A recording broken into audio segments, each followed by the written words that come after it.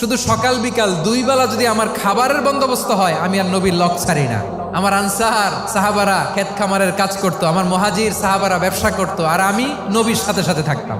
5374টা হাদিস তিনি বর্ণনা করেছেন। সবচেয়ে বেশি হাদিস বর্ণনাকারী সাহাবী আবু হুরায়রা রাদিয়াল্লাহু তাআলা।